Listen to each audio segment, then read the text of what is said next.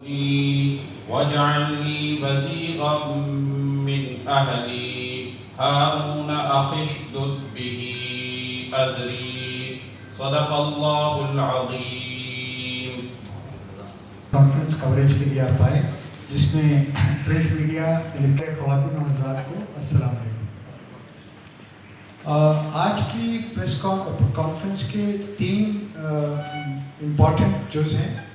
ایک تو آپ سب کو معلوم ہے اس وقت شہر کراچی میں جو پاکستان کا اکنامک انجن ہے اس میں لا اینڈ آرڈر کی کیا سچویشن ہے، ایکسٹارشنس کے کیا سچویشن ہے، اور اسی طرح لینڈ گرابنگ کی کیا سچویشن ہے. ہم سٹارٹ کریں گے ایکسٹارشن سے. پچھلے 3-4 مہینے میں 5 مہینے میں ہمارے تقریباً 10 ممبرز کو یہ وہ ہیں جنہوں نے ہمیں رپورٹ کیا ہے. ایکسٹارشنس کی کال آئی، دبئی سے کال آئی، یو اے ای سے کال آئی اور آئی ایران سے، اور ان سے 5-5 کروڑ روپے مانگے گئے اور نہ دینے کی صورت پہ ان کو ان کے آفس پہ، ان کے لوگوں پہ، ان کے کانٹریکٹرز پہ، ان کے چوکیداروں پہ فائرنگ کی گئی، جس کے نتیجے میں تقریباً 8-10 آدمی ہمارے لوگوں کے زخمی بھی ہوئے اور ایک آدمی کل اللہ کو پیارا یعنی وہ شہید بھی ہوا. ان حالات کو مد نظر رکھتے ہوئے جب ہم نے تحقیق کی کہ ان کے پیچھے کون ہیں، اور تواتر پرچیاں بھیج رہے ہیں، جس میں ایک ہے احمد علی مکسی صاحب کا، احمد علی مکسی کا، دوسرا ہے جمیل چھانگا کا، تیسرا ہے سمت کاٹھیاواری کا، چوتھا ہے وسیع اللہ لاکھو کا، اور 5واں ہے یہ عزیز کا. پچھلے 4 دن میں جو انہوں نے کارروائی کرنے کا طریقہ اپنا بنایا ہوا ہے وہ یہ ہے کہ وہ آتے ہیں، پرچی دیتے ہیں، اور اسی وقت جو آدمی پرچی ان سے وصول کرتا ہے اس پہ فائر کر دیتے ہیں. ہمارے ممبرز کو اتنا ہراساں کرتے ہیں، اتنا کرتے ہیں کراچی والوں کو کہ وہ کسی کو بتائے بغیر پیسے دینا شروع کر دیں. جس طرح میں نے کہا کہ میرے پاس 10 تو وہ کیسز ہیں جو رپورٹ ہوئے ہیں، اور اس کے علاوہ جب ہم نے تحقیق کی کہ ہمارے 15 جان کا، ان کو اپنی مال کا، اور ان کو ان چیزوں کا اپنے اسٹاف کی ڈر ہے. کیوں یہ لوگ جب اس کمال تو یہ ہے کہ یہ لوگ اس پرچی پہ اپنا نام بھی لکھتے ہیں، اپنا موبائل نمبر بھی صحیح لکھتے ہیں، اور اس نمبر پہ ٹریسیبل بھی ہوتے ہیں، یعنی آپ ان سے بات بھی کر سکتے ہیں. تو ان لوگوں کے خلاف ریڈ وارنٹ ایشو کروانے میں فیلئر ہوتا ہے، اور اگر وہ ریڈ وارنٹ ایشو اور وہ اسلام آباد جاتا ہے اور منسٹر آف انٹیریئر صاحب اس کا ریڈ وارنٹ ایشو کرتے ہیں.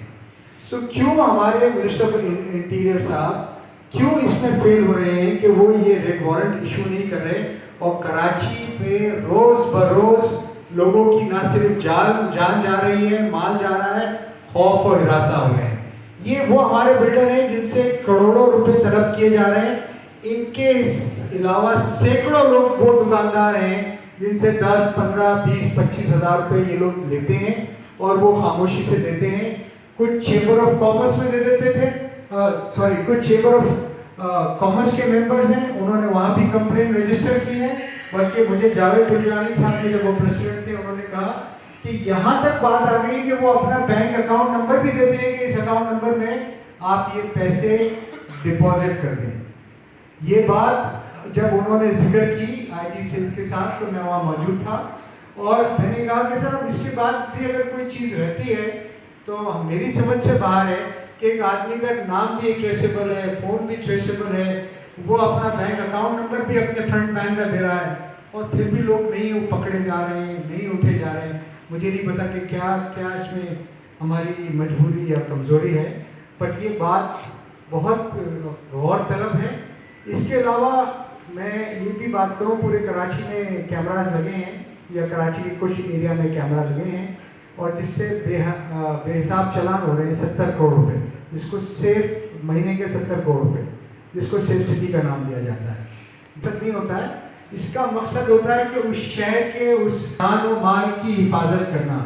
میں یہ پوچھنا چاہتا ہوں ہمارے پولیس شاہ صاحب سے بھی کہ ان کیمراز سے ہم کتنے لوگوں، کتنے ایسے یہ ایکسٹارشنسٹ کو پکڑ سکے ہیں، آئیڈینٹیفائی کر سکے ہیں، چاہے وہ मोटर चोरी कर रहे हो, चाहे वो बाइसिकल चोरी कर रहे हो, चाहे वो मोबाइल चोरी कर रहे हो, करूं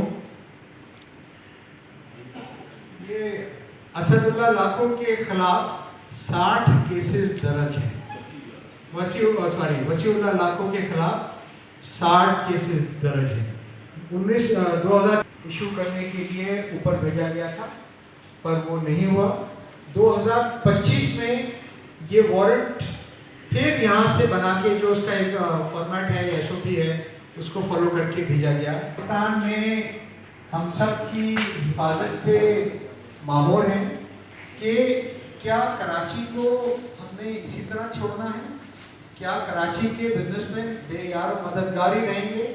क्या कराची की आवाम इन एक्सटॉर्शनिस्ट, इन लैंड ग्रैबर्स और दीगर माफिया से ज़ाती तौर पे ही लड़ती रहेगी या कहीं स्टेट भी मदद करने आएगा? मेरी ये गुजारिश आईजी सिंध के साथ भी, रेंजर के साथ भी है, कोर्ट कमांडर कराए, सीएम सिंध के साथ भी है, हमारे इंटीरियर मिनिस्टर मोहसिन नकवी साहब के साथ भी है और फील्ड मार्शल साहब के साथ भी है। मैं समझता हूँ कि यह इंतहा से बात गुजर चुकी है। परसों कराची में शहीद मिल्लत पे सुबह 5 बजे या 6 बजे एक वकील को किडनैप कर लिया जाता है और उसको इंटीरियर सिंध में छोड़ा जाता है, गाड़ी छोड़ी जाती है। अगर शहीद मिल्लत जैसा इलाका जो कराची का सेंटर है और सुबह 6 बजे यहाँ पर लाइफ सिक्योर नहीं है, तो आप सोच सकते हैं कि आपके, हमारे घर वाले, हमारे बच्चे, हमारे साथी, हमारे पार्टनर्स, हमारे मैनेजर्स, हमारे साथ काम करने वाले कितने सिक्योर हैं। ये लम्हे फिक्रिया सिर्फ आबाद के लिए नहीं है, ये लम्हे फिक्रिया फेडरेशन PCCI के लिए भी है, ये लम्हे फिक्रिया हमारे चैम्बर ऑफ कॉमर्स के लिए भी है। क्योंकि अगर इसी तरह होता रहेगा तो कराची 65 इनसिक्योरिटी की वजह से कराची से जा रहे हैं। पाकिस्तान में अनएम्प्लॉयमेंट रेट 35% था, वो आज 48% हो गया है। अगर इन चीज़ों को हमने एड्रेस नहीं किया तो इसके बहुत नुकसान थे। देखें, जब से फील्ड मार्शल साहब आए तो लैंड ग्रैबिंग में कुछ बेहतरी ज़रूर हुई है, यानी लैंड ग्रैबिंग कम हो गई है और हमारे मेंबर्स की ज़मीनों पे कब्जा नहीं हो रहा है।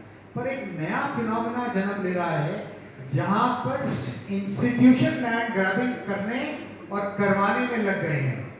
मैं आपको मिसाल दूंगा नॉर्थ कराची की, जहाँ पर KDA के ऑक्शन लैंड हमारे मेंबर्स ने, इंस्टीट्यूशन है इवैक्यू ट्रस्ट प्रॉपर्टी, उन्होंने एक दिन एक नोटिस भेजा और DC को और पुलिस को इन्वॉल्व करके उनको उनकी ज़मीनों पे